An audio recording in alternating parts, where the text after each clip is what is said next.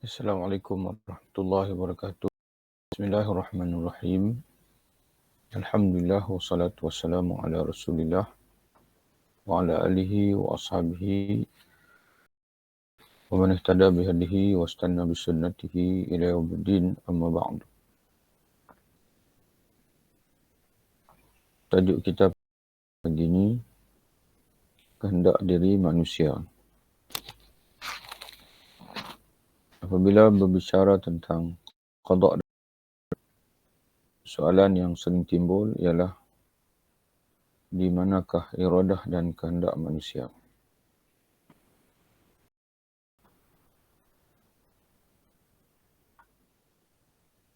Adakah manusia berhak memilih dalam tindakan dan perbuatannya? Atau sememangnya dia terpaksa mengikut apa yang telah diatur oleh Allah Subhanahu Wa Taala untuknya? Jika diteliti kehidupan manusia, urusan berlaku,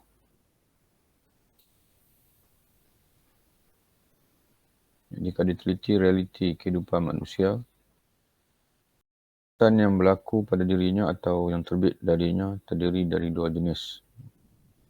Pertama, urusan-urusan yang sepenuhnya mengikut Tuhan Allah, tidak ada langsung kehendak atau campur tangan manusia. Contohnya, masa lahir, mati, keturunan, cantik atau hodoh, lelaki atau wanita, tinggi atau rendah, kecelakaan, musibah yang bakal menimpa dan sebagainya. Urusan-urusan jenis ini tidak ada langsung pilihan manusia. Semuanya berlaku mengikut ketentuan Allah. Oleh itu, kita tidak akan dihisap oleh Allah atas urusan-urusan jenis ini. Jadi itu jelaslah.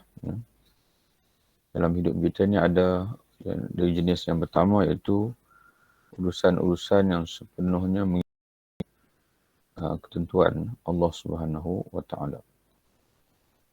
Jadi yang jenis ini kita tidak akan dihisap oleh Allah di akhirat nanti.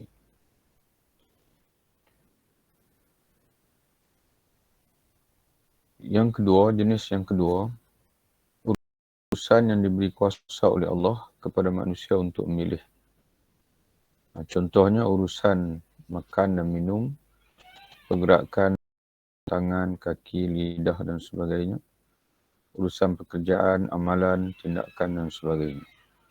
Termasuk dalam urusan-urusan jenis ialah urusan beragama, iaitu hak untuk memilih antara Islam atau kufur, baik atau dosa dan juga taat.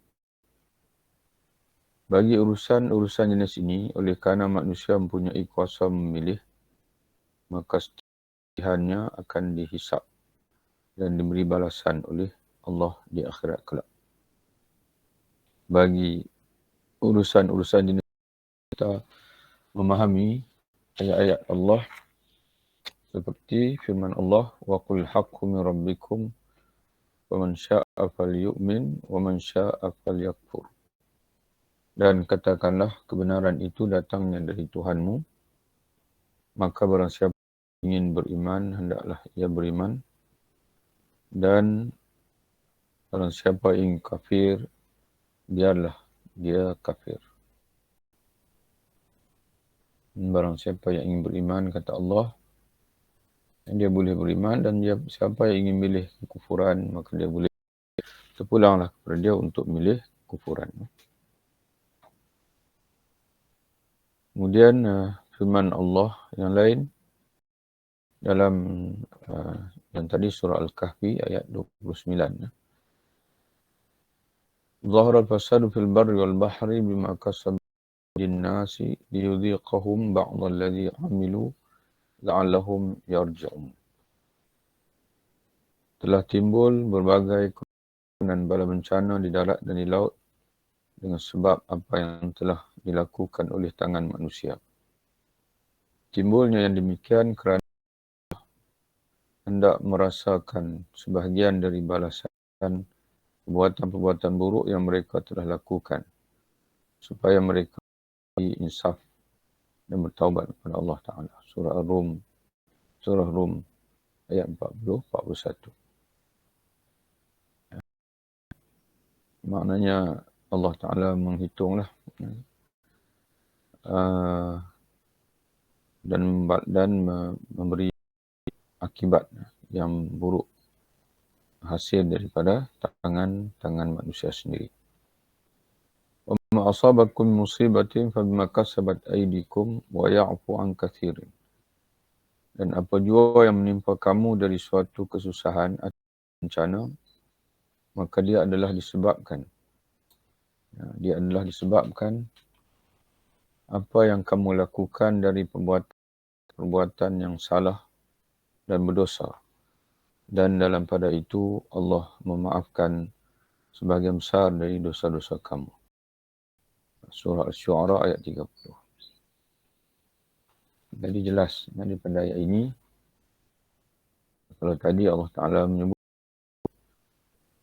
timbulnya kerusakan di darat, di laut, bima kasabat aydin nas. Apa yang telah dilakukan oleh tangan manusia. Jadi Allah menyandarkan perbuatan itu kepada tangan manusia. Mana manusia dalam beberapa perbuatan Allah Ta'ala takdirkan itu lahir daripada mereka. Maknanya mereka ada kehendak untuk melakukan perbuatan tersebut. Oleh kerana mereka lahir perbuatan itu dengan ada ikhtiar daripada mereka, Allah menghisap.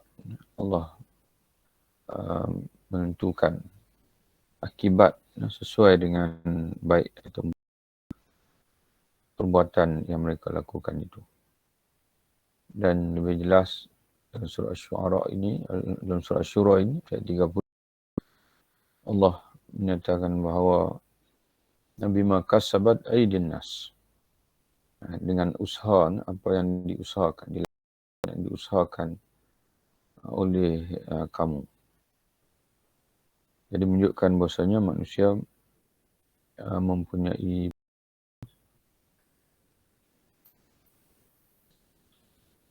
man amila salihan falinafsihi wa man asa'a fa'alayha wa ma rabbuka bidzallam.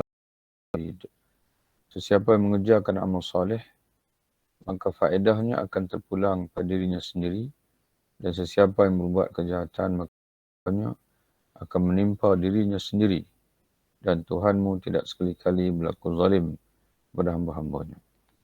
Yang ini menimpakan balasan kepada hambanya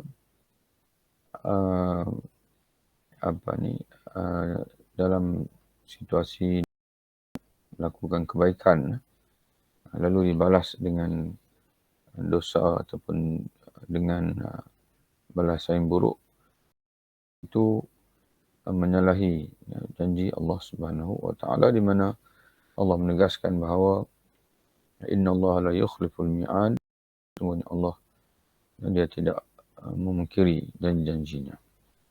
Dan di sini dalam ayat ini Allah menegaskan dia tidak menzalimi hamba-hambanya.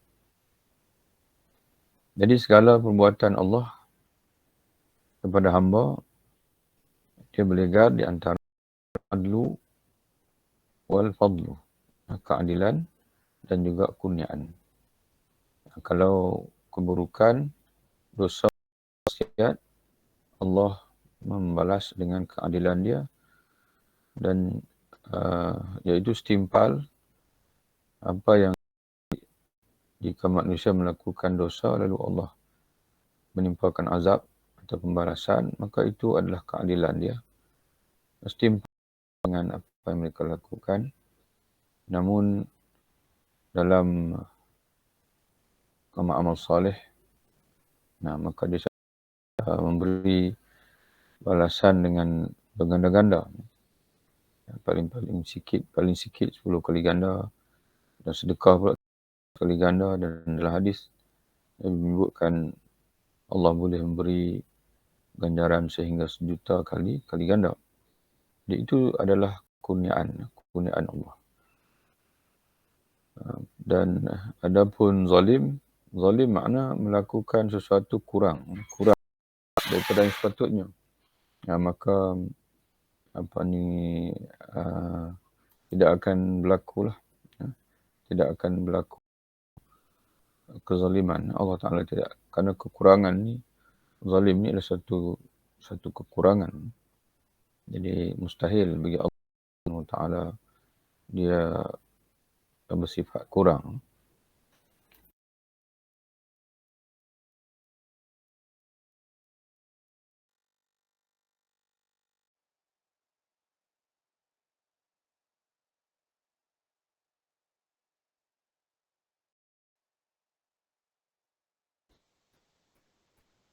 Jadi zalim ni adalah satu kekurangan. Jadi Allah sentiasa berlaku adil, bahkan melimpahkan kurniaan kepada hamba-hambanya, dan Allah tidak sekali melakukan kezaliman kepada hamba. Kemudian kaitan kehendak dan kuasa manusia dengan iradah serta kudrah Allah. Kita menetapkan manusia mempunyai iradah atau kuasa memilih. Persoalannya, tidakkah ini bertentangan dengan i'tiqad kita tentang qada dan qadar Allah, iaitu segala-galanya di alam ini terlaksana mengikut kehendak dan kuasa dari Allah. Jadi itu timbul soalan dia, sebab bila ada sebahagian orang dia mengandaikan apabila manusia ini kita katakan dia mempunyai kuasa memilih, maka seolah-olah macam bercanggah iradah Allah Ta'ala. Jadi bagaimana jawapannya dari sudut Ahlussunnah wal Jamaah? Sebenarnya tidak ada pertentangan dua perkara tersebut. Ia dapat kita jelaskan seperti berikut. Yang pertama, iradah atau kuasa memilih yang ada dalam diri manusia datang dari Allah. Itu jelas. Walaupun manusia ini memiliki iradah, yang memiliki hak untuk memilih, tapi bukanlah pilihan yang 100% terbit daripada diri manusia. Pilihan itu dia datang daripada Allah Subhanahu Wa Ta'ala atas kehendak Allah. Kehendak Allah Ta'ala yang menentukan bahwasanya manusia ini dia dari kategori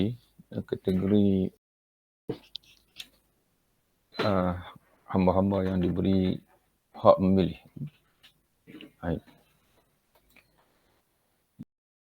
Iradah atau kuasa memilih yang ada pada manusia ini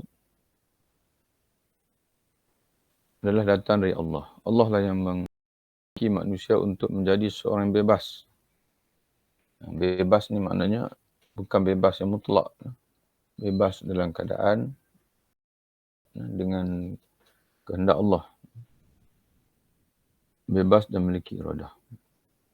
Allah lah yang menghendaki manusia untuk menjadi orang yang bebas dan memiliki iradah. Dialah yang memberi kuasa tersebut kepada mereka.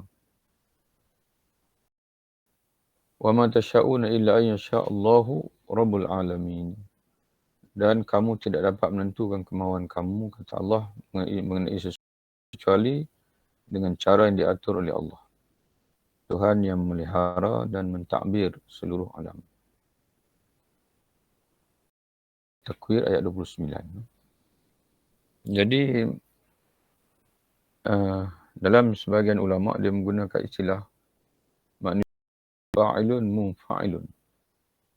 Manusia ini adalah pelaku. Fa'ilun mana pelaku, mana orang yang boleh melakukan dengan iradah sendiri, tapi pada masa munfa'ilun dia merupakan yang terkesan dengan pelaku yang lain, orang lain ataupun zat yang lain, itu Allah Ta'ala. Dia bukan fa'ilun mutlaqan. Dia bukanlah seorang pelaku secara bebas, sebenarnya tidak. Dia melakukan dipanggil, tapi perlakuan dari itu adalah daripada perbuatan Allah Ta'ala. Kejadian Allah.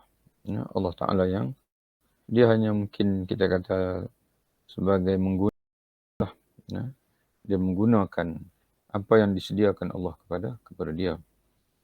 Jadi sebab itu dalam banyak situasi keinginan yang ingin lakukan tapi tidak dapat kita lakukan. Walaupun tangan ada, walaupun wang ada pada kita, tapi kita tidak dapat melakukan, tidak diizinkan oleh Allah Subhanahu Wa Taala. Itu membuktikan kepada kita bahawasanya kita tidak bebas sepenuhnya. Sebaliknya, dengan kandungan ayat Allah ini, وَمَا تَشَاءُونَ إِلَّا أَن يَشَاءَ اللَّهَ رَبُّ الْعَالَمِينَ إِلَّا أَن يَشَاءَ اللَّهُ رَبُّ الْعَالَمِينَ. Dan kamu tidak dapat kemahuan kamu mengenai sesuatu pun kecuali dengan cara yang dikehendaki oleh Allah Ta'ala. Tuhan yang melihara dan mentadbir seluruh alam. Kemudian, yang pertama. Yang kedua, Allah Ta'ala dalam menentukan atau sesuatu, dia mengikatnya dengan peraturan sebab musabab. Jadi walaupun kita ada kehendak, tapi kehendak kita itu tertakluk dengan peraturan sebab musabab. Yakni peraturan sebab akibat. Sebab kita kekalkan, sebab musabab mana akibat. Lapar, dahaga, kenyang, miskin, kaya, sihat, sakit, berjaya, gagal dan segala sebab yang lainnya, semuanya adalah qadar, ini ketentuan Allah. Allah yang menentukan ada ketikanya manusia lapar, manusia ini ditimpa dahaga, kenyang, miskin, kaya, sihat, sakit, hidup, mati dan sebagainya, itu semua musabab. Itu semua adalah, namun setiap satu musabab tersebut diikat dengan sebab-sebabnya. Namun musababnya akibatlah. Ya. Namun setiap satu di musabab tersebut diikat dengan sebab-sebabnya. Contohnya, sebab lapar ialah tidak makan. Sebab kenyang ialah makan.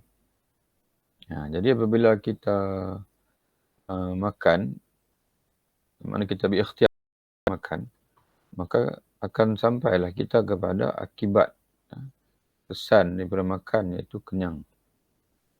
Tapi kalau kita membiarkan diri kita ni berlaparan, lapar, tidak makan, ataupun kita ditimpa dengan sakit yang mana kita tidak lalu makan, maka natijahnya apa? Maka natijahnya kita akan mengalami kelaparan, kurus, kerana Allah Ta'ala mengikat tubuh kita itu dengan sebab makan, dengan sebab makanan. Itu sebab. Dari segi orang tidak beriman kepada Allah, dia menyatakan bahawa qanun sebab dan musabab, qanun kausal dipanggil ini, adalah mutlak, berjalan bebas, tanpa keterikat, tidak terikat lagi dengan Allah. Jadi Imam Ghazali, sebab musabab ini hanya dipanggil ghalib, dipanggil ghalib api membakar. Contohnya kalau kita tengok di sudut hukum adat, hukum kebiasaan dipanggilnya. Jadi ghalib, kebiasaan, bukan dia berjalan dengan sendiri. Allah yang menentukan. Selagi Allah Ta'ala menghendaki hukum itu berjalan mengikut iaitu kebiasaan api membakar, makan, kenyang, makan menyembuhkan, maka selagi Allah menghendaki kebiasaan itu berjalan terus, maka dia akan berjalanlah sebagaimana mengikut kehendak Allah. Kalau Allah tidak menghendaki, maka sebab itu pun tidak boleh menatijahkan musabab. Dan kebiasaan berlaku pun tidak akan berlaku. Sebagai contoh mukjizat. Walaupun kebiasaan api itu membakar. Dia membakar panas kerana Allah yang mengizinkan. Allah yang terus mentakdirkan kebiasaan api itu. Ataupun sebab. Sebab yang menimbulkan musabab tadi ni. Jadi itu beza pemikiran antara akidah Ahlussunnah, akidah Mu'tazilah, akidah ahli falsafah dan sebagainya, di mana mereka menyatakan bahawa qanun sebab musabab, undang-undang sebab musabab itulah, khususnya kata mereka dia adalah makna pasti. Dan kalau manusia ini melakukan sebab, pasti akan sampai dia kepada natijah. Tapi di segi Ahlussunnah wal Jamaah tidak niscaya, dan dia hanyalah kebiasaan. Ghalibnya sebab itu akan bawa kepada natijah ataupun musabab yang tertentu. Tapi dia tidak niscaya, bukan kemiskinan, dan dia juga tertakluk dengan kehendak Allah Ta'ala. Sebab sihat ialah menjaga kesihatan ubat dan begitulah seterusnya. Sebagaimana suatu musabab itu adalah qadar Allah, maka sebab-sebab yang melingkunginya juga adalah qadar ketetapan Allah. Iradah dan kuasa milih bagi manusia ialah dalam ruang interaksi dengan sebab-sebab itu. Sekadar itu sajalah. Bukan manusia yang menciptakan sebab musabab itu. Kedua-dua ciptaan Allah. Cuma manusia ini diberi ruang oleh Allah untuk memilih saja.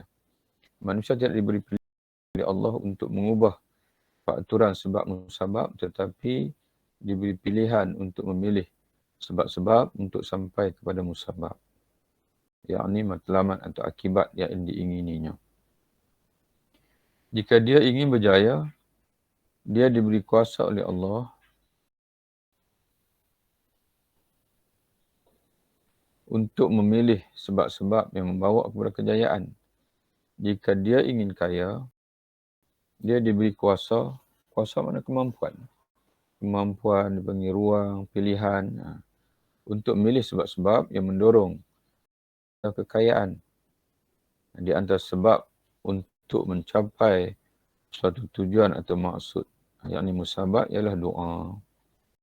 Sebab yang kuatnya ialah doa. Sebagaimana sabda Nabi SAW, la yaruddul qadara illa doa, wa la yazidu fil umuri birru.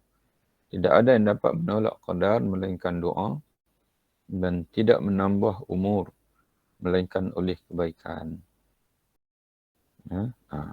Ini sebab musabab semua ni, sebab.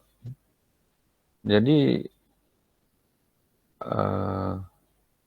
dalam kes ini, suatu dipanggil ketentuan Allah. Contohnya ketentuan miskin. Okay. Memang ketentuan itu ditentukan oleh Allah. Jadi macam mana kita nak ubah ketentuan itu? Di antaranya kata Nabi ialah dengan doa. Mana doa ini dia boleh menjadi sebab ataupun bahkan asbab. Asbab satu dipanggil anugerah Allah, hanya doa. Tapi dia boleh menjadi asbab kepada berbagai cabang musabab. Doa boleh menjadi asbab kepada kaya. Doa boleh menjadi asbab kepada sihat. Doa boleh menjadi asbab kepada kemenangan. Jadi begitulah. Ini kehebatan. Dan begitu juga kebaikan.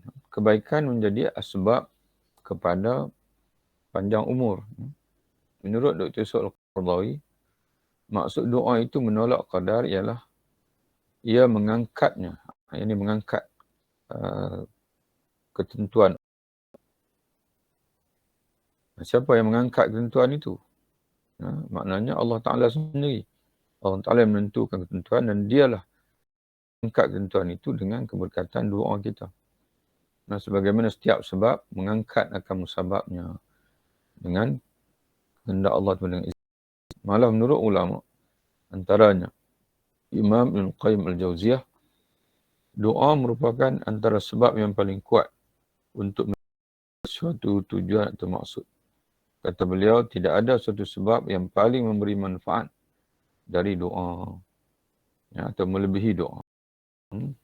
Melebihi doa. Lebih. Kita fahamlah.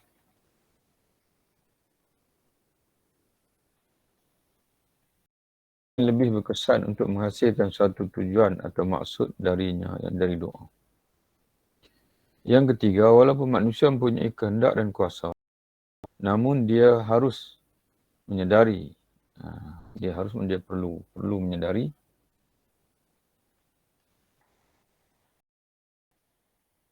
menyedari bahawa kehendak dan kuasanya bukanlah pemutus. Ada kehendak dan kuasa yang lebih tinggi darinya. Itulah kehendak dan kuasa Tuhannya, ini Allah Ta'ala. Tanpa izin Allah, kehendak manusia tidak akan tercapai. Kerana itu, di samping berusaha dan berikhtiar, manusia juga disuruh bertawakal dan berdoa kepada Allah. Wa 'alallahi falyatawakkalil mu'minun. Ya, wa 'alallahi falyatawakkalil mu'minun. Dan kepada Allah jualah hendaknya orang-orang beriman itu bertawakal, yakni berserah diri. Tawakal ni wakil. Mana wakil ni? Bila kita tak boleh hadir, kita serahkan pada seseorang jadi wakil. Jadi tidak ada yang paling kukuh, yang paling baik untuk menjadi wakil kita dalam segala urusan kita. Untuk urusan kita kepada dia melebihi daripada zat yang maha tinggi, yang maha agung, yang memiliki segala-galanya, yang menentukan dan adalah Allah Subhanahu wa Ta'ala. Selesai kita, alhamdulillah, bab yang ke-8 dan sekarang yang ke-9 itu cabang iman. Di dalam sebuah hadis, Rasulullah SAW telah bersabda tentang iman. Al-iman wa sab'una syu'batan fa afdaluha qawlu la ilaha illallah wa adnaha imatatul adha 'anil tariq wal haya'u syu'bul iman. Jadi kata Nabi SAW, iman mempunyai 70 cabang lebih. Jadi bila kita sampai di sini, ini menunjukkan bahawa kita sudah pun selesai membaca keseluruhan bab tentang rukun-rukun iman. Usul iman. Jadi sekarang ini kita masuk dalam penyempurnaan kepada iman, iaitu amal salih yang disebut dengan cabang-cabang iman. Makalah hadis Nabi menyebutkan bahawa iman itu mempunyai 70 cabang lebih. Cabang, ini terjemahan kita lah. Ini dia sebenarnya 5 ke atas. 75 cabang lebih. 75 cabang lebih. Bid'un. Makna lebih. Lebih dari 5. Sab'una 70. 70 lebih daripada 5. 75 lebih. Cabang yang paling utama ialah ucapan la ilaha illallah.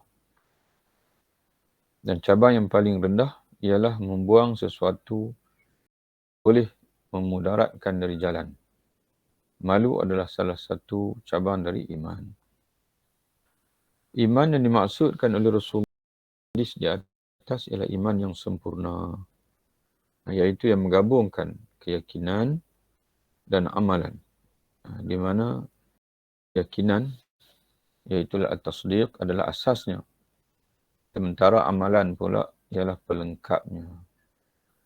Jadi sebab itu dalam Sahih Al-Bukhari, Imam Bukhari menyatakan al-imanu qaulun wa amalun. Iman, kata Imam Bukhari, hendaklah merangkumi iman yang sempurna. Dan kata Imam Al-Bukhari, ataupun dia menaqal, tak ingat dia naqalkan. Naqalan tak ingat dia naqalkan kepada siapa. Tapi dalam Sahih Bukhari ada, kata Imam Al-Bukhari, al-iman qaulun wa amalun yazid yanqus. Iman yang sempurna merangkumi ucapan dan juga amalan. Itu iman yang sempurna. Jadi merangkumi ucapan hati, itu namanya tasdik itu. Tasdik ini, sebenarnya tasdik ini, kata ulama ialah hati bercakap. Hati berkata pada diri kita, Rasul Allah benar, Rasul benar. Atau yang disampaikan oleh Rasul itu, hati berkata, dia bercakap, suara hati berkata kepada kita, sebagai Tuhan dia, apa yang oleh Rasulullah Nabi Muhammad SAW itu adalah benar. Itu makna tasdik, ucapan hati. Kemudian ucapan, jadi ucapan ni, bila Imam Bukhari kata iman, qaulun wa amalun, iman yang sempurna, merangkumi ucapan dan juga amalan. Jadi ucapan itu ada dua cabang pula. Ucapan hati, iaitu tasdik, dan ucapan lidah, iaitu syahadah. Ada amalan pula, maknanya ketaatan lah. Ketaatan mata, telinga, tangan. Dan ada ketikanya, kita melakukan ibadat menggabungkan semua sekali.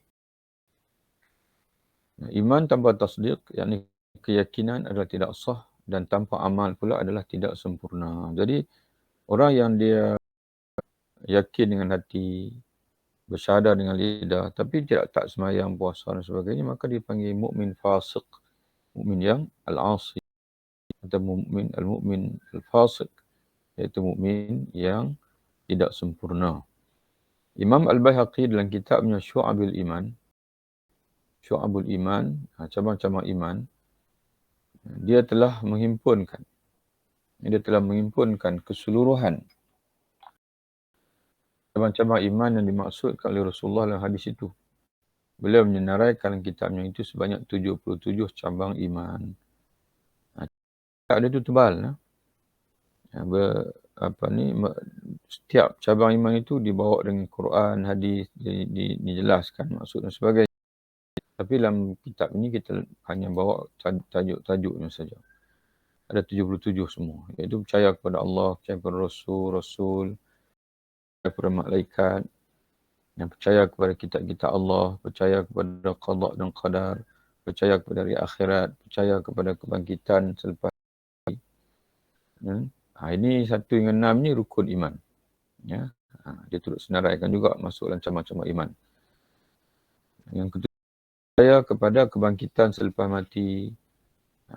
Yang ke-8, percaya kepada perhimpunan manusia di mahsyar. Percaya kepada syurga adalah tempat orang mukmin dan neraka adalah tempat orang kafir. Di antara cabang iman juga adalah kasih kepada Allah.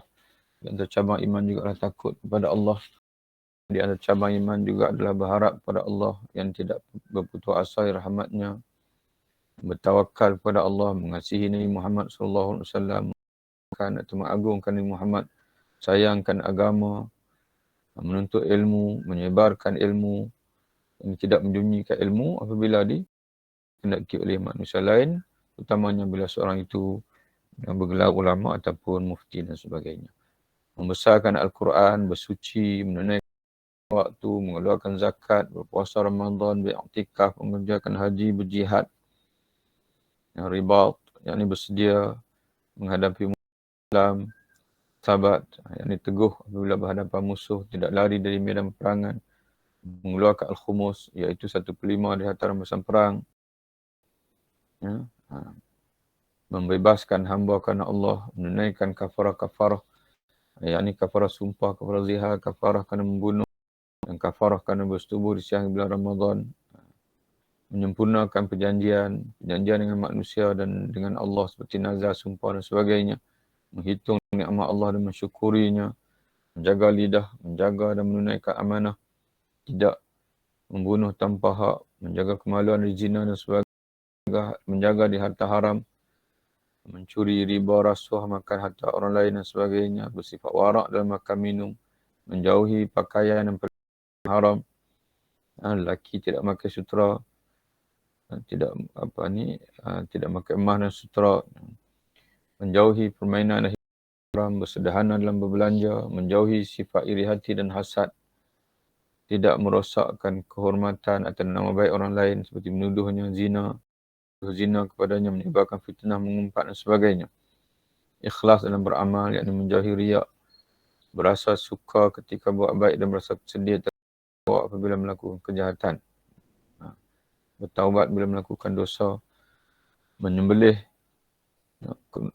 kerana Allah, yang menyembelih untuk Allah, korban, hadiah, akikah, mentaati ketua dan pemerintah dia selama dia tidak menyanggahi. Dia tidak menyanggahi.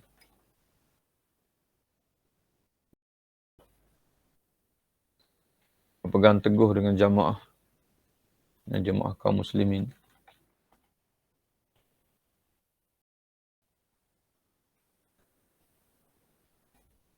Memutuskan hukuman antara manusia dengan adil, menyeru ma'ruf mungkar, saling bantu dalam melaksanakan kebaikan dan taqwa, mempunyai sifat malu, berbuat baik kepada ibu bapa, menghubungkan saudara, berakhlak baik, berakhlak dengan akhlak yang baik.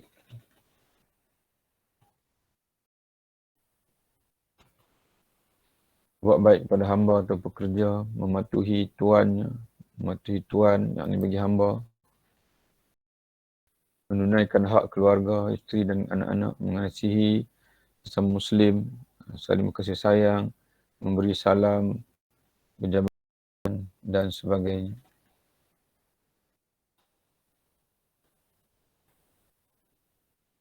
Jawab salam, menziarahi orang sakit, menunaikan salat atas jenazah saudara muslim yang mati, menjawab tahmid saudara muslim yang bersin,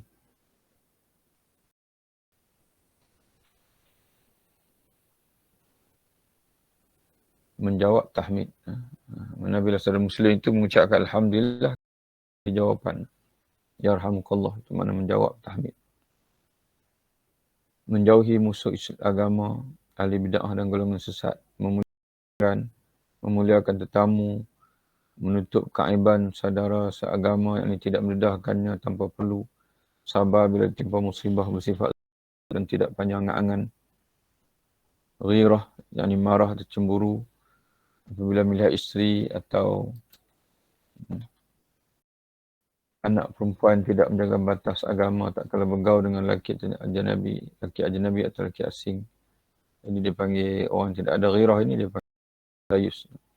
Yang kemudian yang ke-73, menjauhi perkara-perkara lara, ini sia-sia, bersifat pemurah yang tidak kedekut, menghormati orang tua dan mengasihi kanak-kanak, mendamaikan dua muslim yang bergaduh, dan yang terakhir, cabang iman yang 77, disukai untuk saudara seagama apa yang disukai untuk diri sendiri. Itu 77 cabang iman. Kemudian 10, bab yang terakhir, iaitu perkara yang membatalkan iman. Perkara yang membatalkan iman. Perkara yang membatalkan iman, perkara yang akan menjadikan seseorang itu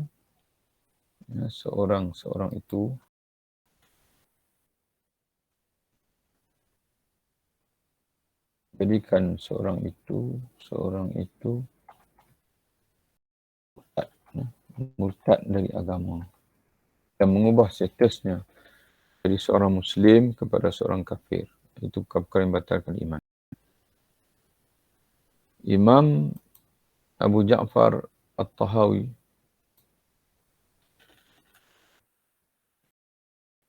dalam kitabnya Matan Al-Aqidah At-Tahawiyah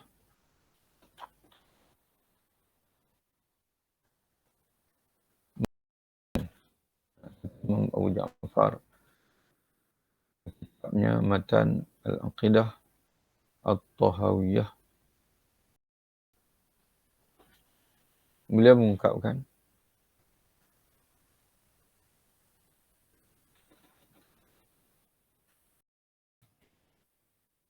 la yakhrujul 'abdu minal iman illa bijuhudi ma adkhalahu fihi. Seseorang hamba tidak keluar melainkan dengan mengingkari, yakni menolak perkara yang masukkannya ke dalam iman. Nanti kita akan hurailah. Apa dia perkara yang masukkan dalam iman. Jadi dia hanya akan menjadi kafir apabila dia menyanggahi perkara yang masukkan dalam iman. Jadi sebab itu kita tidak boleh bermudah-mudah nak menghukum seorang itu kafir. Selagi mana dia masih lagi setia dengan perkara yang masukkan dia ke dalam iman. Ungkapan di atas menerangkan satu kaedah umum kepada kita iaitu seseorang itu akan menjadi kafir, batal imannya apabila dia menolak perkara yang memasukkannya ke dalam iman. Apa perkara yang memasukkan seseorang ke dalam iman? Pula yang dimaksudkan dengan menolaknya. Jadi iman bermaksud al-tasdiq, iaitu membenarkan. Maksudnya di sini ialah membenarkan Nabi Muhammad sallallahu alaihi wasallam. Jadi balik pada mula-mula kita buka kitab kita ini, ada di sana ditakrif tentang iman. Al-iman iaitu at-tasdiq bil qalbi ma jaa bihi an-nabiyyu Muhammadun sallallahu alaihi wasallam. Yang membenarkan dengan hati, at-tasdiqul, membenarkan dengan jazam, dengan yakin tanpa sebarang kesangsian segala yang disampaikan oleh Nabi Muhammad. Jadi iman maksud tasdiq iaitu membenarkan. Maksud membenarkan di sini ialah membenarkan Nabi Muhammad SAW. Yakni meyakini dengan sepenuh hati ilmu dan ajaran agama yang disampaikan oleh baginda. Jadi perkara yang masukkan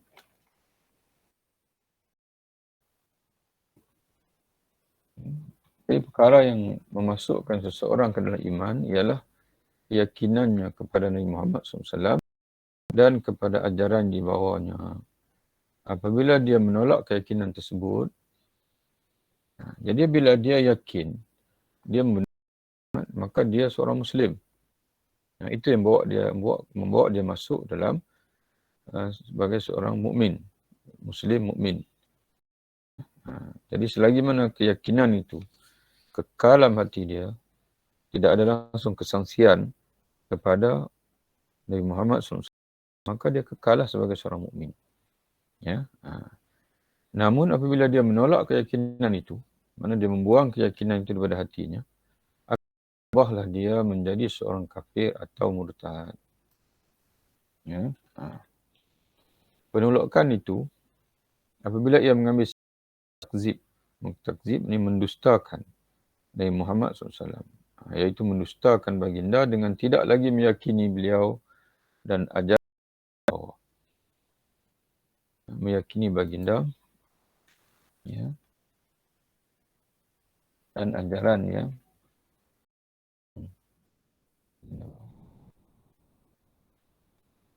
Jelasnya, iman dan akidah seseorang itu dianggap terbatal apabila dia mengingkari Nabi Muhammad SAW, iaitu tidak lagi percaya dan yakin kepada khabar, berita dan ketetapan hukum yang datang dari baginda yang bersangkutan dengan akidah, ajaran atau syariat, yakni hukum hakam dan peraturan. Keingkaran itu lahir sama ada dari pengakuan sendiri. Ini bentuk-bentuk keingkaran. Boleh berupa pengakuan dari sini, dia isytiharkan bahawa dia tidak lagi yakin, tidak lagi percaya kepada Muhammad. Atau dari ucapan, tindakan dan sikapnya. Dia tidaklah mengaku secara direct. Dia tidak yakin, tapi dia berucapan-ucapan yang mengkritik. Ucapan mengkritik. Mana-mana mengkritik solat, mengkritik hukum Allah dan sebagainya. Atau tindakan. Dia hadir ke kuil, dia menyembah berhala dan sebagainya. Dan sikap yang jelas menunjukkan penolakan yang terhadap ajaran yang dibawa oleh baginda Nabi SAW. Setelah membentang kaedah di atas,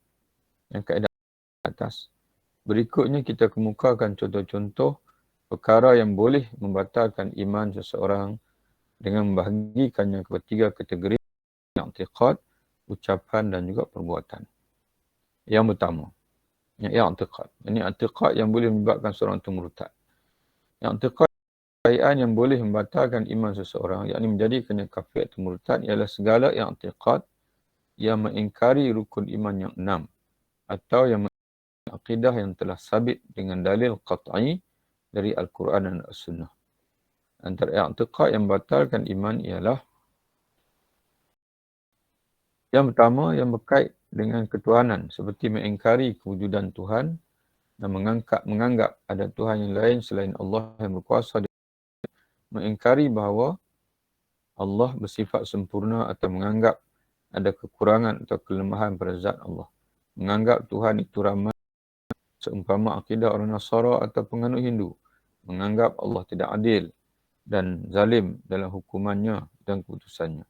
Menganggap kuasa lain yang lebih besar dari Allah dalam menetapkan hukum hakam atau peraturan bagi manusia. Menganggap ada ajaran lain yang lebih baik dari ajaran Allah. Sebagai salah satunya agama Allah dan sebagainya. Di antara i'tiqad yang bawa pada kekufuran juga ialah yang berkait dengan kenabian atau kerasulan seperti tidak mempercayai para nabi dan rasul, mendustakan risalah atau syariat yang dibawa oleh mereka, mengingkari mana-mana nabi atau rasul yang telah disebut dalam Quran, tidak mengakui kenabian Nabi Muhammad SAW, mempercayai dakwaan nabi-nabi palsu sebagaimana i'tiqad beberapa ajaran sesat hari ini dan sebagainya. Yang ketiga yang berkait dengan perkara-perkara ghaib. Ini seperti mengingkari malaikat dan jin, mengingkari wahyu Allah kepada para nabi dan rasul, mengingkari Al-Quran sebagai kalamullah sama ada keseluruhannya satu ayat darinya, mengingkari hari kiamat, kebangkitan semula, syurga, neraka, hisab dan sebagainya dari perkara-perkara ghaib yang telah sabit dengan dalil qat'i dan juga sunnah Nabi SAW dengan anggapan ianya tidak logik. Maknanya dia menganggap bahasanya kebangkitan semula itu sebagai saintifik, kata dia, tidak saintifik dan sebagainya. Yang keempat, yang berkait dengan hukum syariat seperti mengingkari rukun-rukun Islam yang 5 sama ada sebahagiannya, iaitu mengingkari pengucapan kalimah syahadah, salat, puasa, zakat dan haji, dan mengingkari pengharaman perkara yang jelas diharamkan oleh agama seperti arak, judi, riba, menderhakai bapa, bunuh tanpa hak dan sebagainya. Sebagai contoh, dia kata bagi saya zina tidak haram. Itu ucapan dia yang boleh atau keyakinan dia yang boleh menyebabkan dia murtad daripada agama. Maka siapa mengiktikadkan bahawa salat atau haji tidak wajib, sebagai contohnya, atau mengiktikadkan zina, riba dan judi tidak haram, maka dia adalah kufur dan murtad daripada. Kecuali lah kalau dia tu ada alasan, contohnya dia baru masuk Islam kemarin, kemudian hari ini dia sebut, dia kata zina tidak haram, riba tidak haram. Mungkin dia masih lagi dipengaruhi oleh agama lama dia, maka ketika itu kita tak boleh hukum dia sebagai murtad atau kafir kerana dia jahil. Jadi apa yang kita perlu lakukan ialah mengajarnya. Yang kedua, ucapan. Contoh-contoh ucapan yang boleh menjadikan seorang itu terkeluar daripada Islam atau murtad daripada agama. Batalkan iman seseorang ialah sebarang bentuk ucapan yang mengiktiraf akidah atau kepercayaan orang kafir, atau ucapan yang mengingkari mana-mana akidah atau kepercayaan Islam yang telah jelas dalilnya dari Al-Quran dan As-Sunnah, atau ucapan yang mempermainkan agama sama ada dalam masalah akidah atau hukum syariat. Contohnya ialah mencerca Tuhan, mencerca para Nabi dan Rasul, menghina peribadi Nabi Muhammad SAW, atau memanggil baginda dengan panggilan menghina, mempersenda dan mempelok-olok, mengkritik atau sunnah baginda Nabi SAW sama ada yang berupa ucapan, iaitu hadis, atau perbuatan yang sunnah fi'aliyah baginda, menghina kitab-kitab Allah secara menghina atau mempersenda dan mengkritik Al-Quran atau mana-mana ayat daripadanya, menghina dan mengkritik agama Islam sama ada keseluruhan atau mana-mana ajaran atau hukum hakam darinya, mengkritik keadilan Allah, ketentuan dan ketapannya ini Allah, dengan menuduhnya zalim, tidak adil dan sebagainya. Itu dipanggil ucapan-ucapan murtad. Dan yang terakhir, perbuatan. Perbuatan-perbuatan yang boleh merosakkan iman ialah segala jenis perbuatan yang menjadi tanda orang itu mengiktiraf akidah atau kepercayaan orang kafir atau mengingkari mana-mana akidah atau kepercayaan Islam yang telah jelas dalilnya dari Al-Quran dan As-Sunnah, atau sebarang perbuatan mempermainkan agama sama ada dalam masalah akidah atau hukum hakam. Contohnya ialah mengoyak-ngoyak Al-Quran dengan tujuan menghinanya, membuang atau melemparkannya ke dalam najis. Wal'ayazubillah. Menyembah atau beribadah kepada selain Allah seperti sujud berbahala, tokong dan sebagainya. Menggantung salib di badan. Meletakkan sebarang tanda atau lambang yang khusus bagi orang kafir atau agama mereka seperti lambang sabit dan penukul yang menjadi lambang komunis dan sebagainya. Yang meletakkan lambang apa ni. Jadi tak boleh kita orang Islam ni di baju kita ke digantung di rumah kita sebarang lambang yang identiti ataupun pengenalan kepada orang kafir ataupun akidah etis, seumpama lambang sabit dan penukul komunis tu. Menuduh hukum hakam atau peraturan yang ditetapkan Allah dengan menganggapnya sebagai kolot, zalim, tidak sesuai dan sebagainya. Bersekongkol dengan orang yang menentang Allah dan agamanya atau membantu mereka atau menyokong pandangan mereka yang bertentangan dengan ajaran Allah. Contoh dengan kumpulan-kumpulan LGBT dan sebagainya ataupun kumpulan-kumpulan Islam liberal, yang mana mereka menyamakan dan semua agama, semua perbuatan-perbuatan yang boleh menyebabkan kita jatuh ke kancah kekufuran. Redha dengan syirik dan kufur keduanya amat ditentang oleh Allah. Yang melakukan perbuatan untuk menunjukkan keengganan menerima Islam sebagai agama, menolak kewajipan larangan hal haram yang ditetapkan Islam dengan nas yang qat'i, yang putus tanpa keraguan, seperti menolak kewajipan salat, mengeluarkan zakat, menunaikan haji, pengharaman judi, arak, riba dan sebagainya. Kalau yang pertama tadi disebut dengan lidah, dia menolak dengan lidah, ini dengan perbuatan.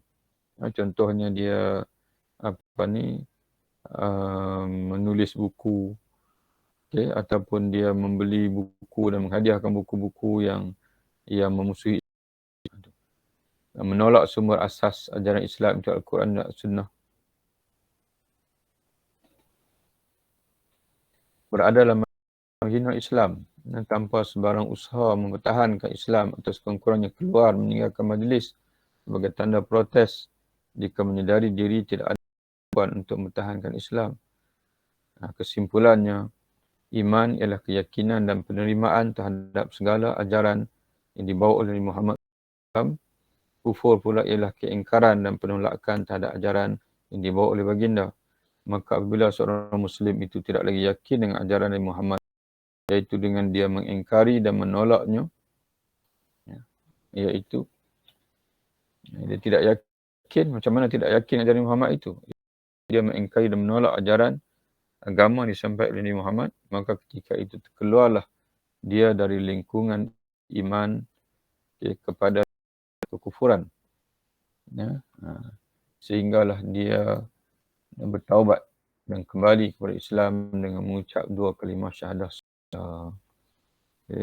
Wallahu a'lamu bis-shawab. Jadi selesailah kita membaca buku kita, Intisari Iman dan Akidah Islam. Dengan huraian tentang perkara yang batalkan iman, maka selesailah buku ini. Milik Allah jualah segala kesempurnaan. Semoga Allah memberkati buku ini dan menurunkan rahmat dan keampunannya kepada keampunan penulisnya dan juga pembacanya, insya-Allah.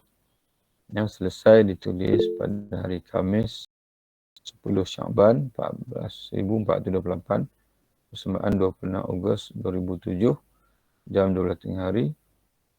Itu lah dah paling utama disemak semula pada hari Ahad 21 Januari awal.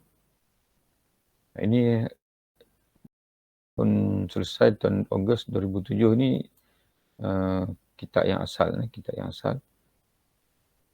Okay, kemudian disemak semula pada 21 Januari awal 1435 bersamaan 2014 Mas 14. Okey, dan alhamdulillah hari ini kita selesai. Saya makan kali yang kedua lah saya makan.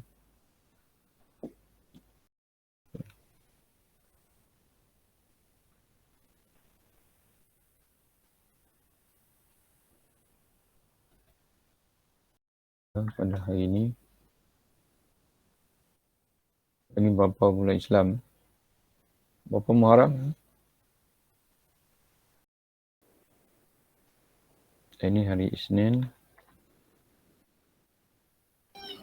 17 tak? 17 Muharram. Berapa Muharram ini? Muharram 4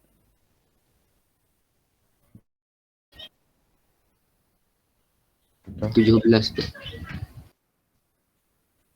Samaan 15 Ogos 2022 jam 8 pagi.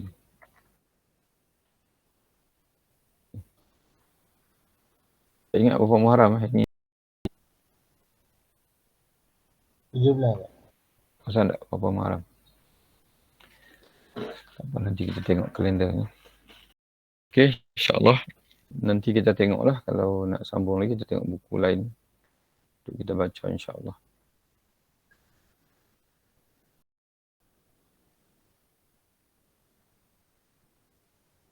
Nanti Ana akan update kan ni. Nanti boleh kita kongsikan lagi.